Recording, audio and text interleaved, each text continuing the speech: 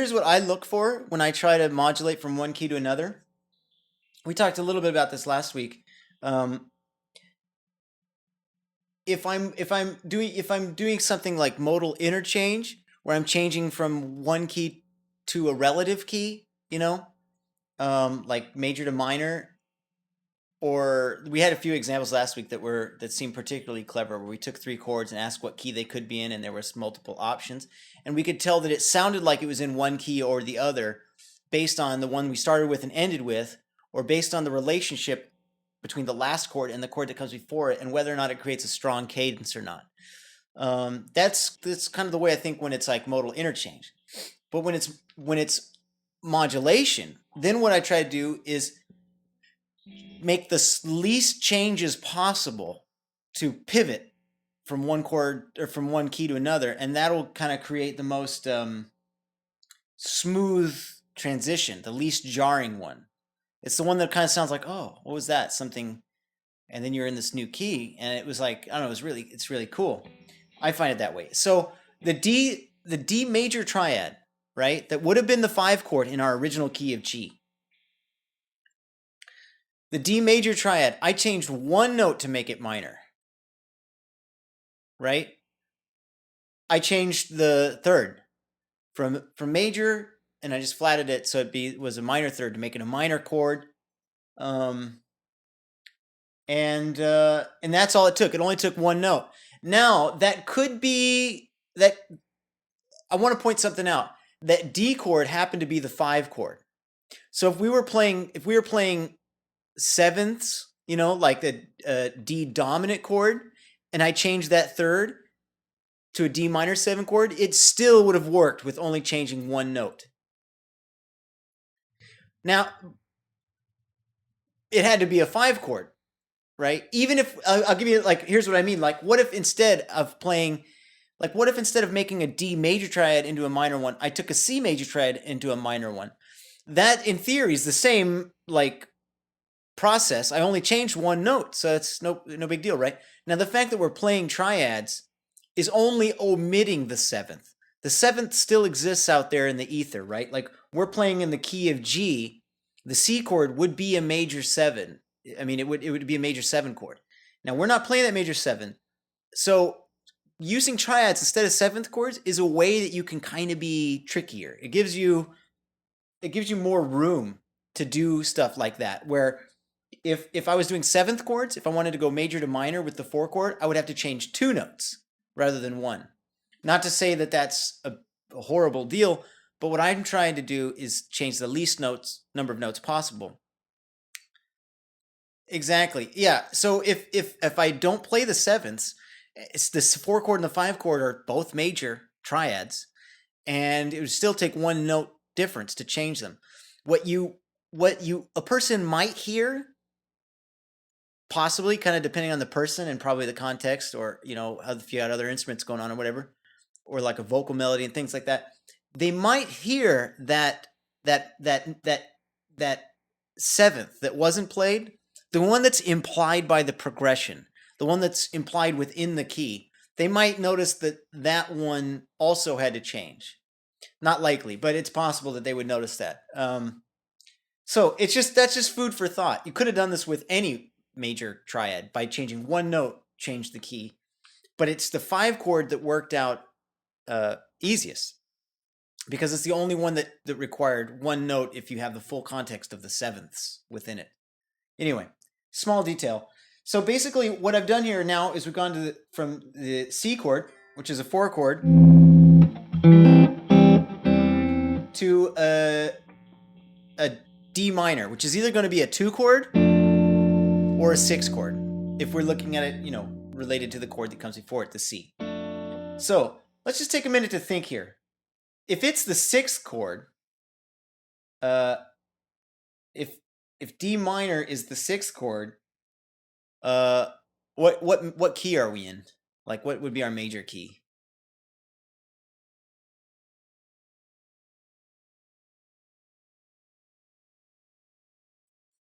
Right. If we're looking at the D minor as the 6th chord, we're in the key of F now. Yeah?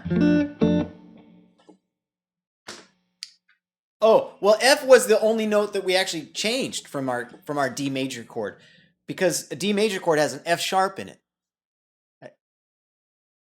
But we flatted that F sharp, like it was the third, and we flatted the third, so now it's just an F, and that's where the F comes from.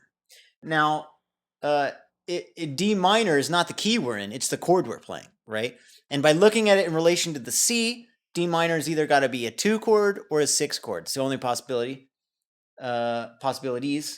And so if we look at it as a 6 chord, then we're in the key of F. If we look at it as a 2 chord, then we're in the key of C, right?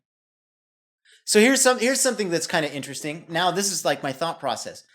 If D minor is the 2 chord in the key of C, that means the 4 chord is F and the 5 chord is G.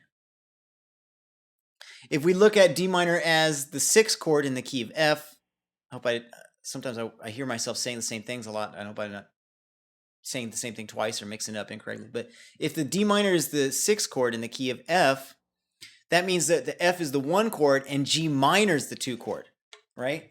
It's kind of a big impact in that way. It changed all the other chords because we changed. It's depending on what key we could decide what key we're in with the next chord.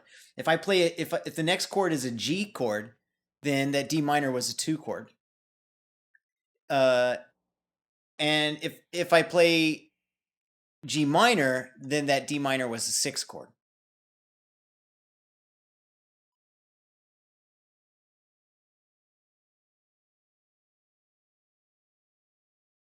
Yeah, if I played E minor, it'd be a 2 chord.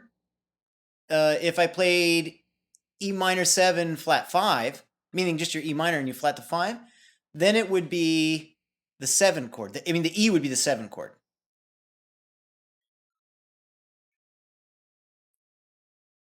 Yeah. If D minor was the 6, E minor 7 flat 5 would be the 7, because they'd be in the key of F. Well, what gets tricky is you have to, like, you used to think about what's the 5 chord in this key, 4 key in that key. Now we're thinking about 2 keys at once. They're the 2 keys that are possible to us, you know? And so basically we're going to pick one now.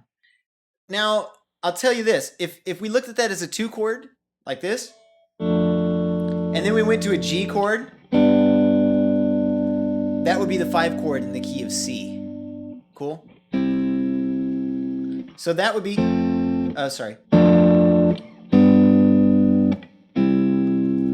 that would be, boy, I mean, I'll tell you the possibilities I'm thinking of. My first thought is the transition into the key of C would be smoother and easier, because C was the 4 chord in the previous key. So the C becomes a 1 chord, and G is the 5 chord in the key of C, and G used to be our 1 chord. So we still, like, before we had a G major triad and a C major triad. If we're in the key of C, we have a C major triad. If I said this right, if we're in the key of C, C is major triad, G is major triad. Now I'm sure I said that twice. If we're in the key of F, then C is a major triad and G is a minor triad. So if you want a subtle key change, the key of C would have been the choice, right? And the C chord is in your diatonic. The C major triad was in your G diatonic key anyway, you know. So, but F was not.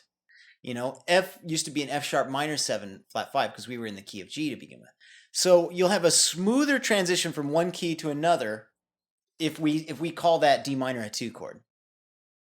Now a less smooth one would be if we called it the 6 chord in the key of F, because then we have the G minor, right? And it's way more obvious when we're playing in the key of G major, and then somehow or another we got to a G minor chord, right? There's not a G minor chord in the key of G major. That's, you know what I mean?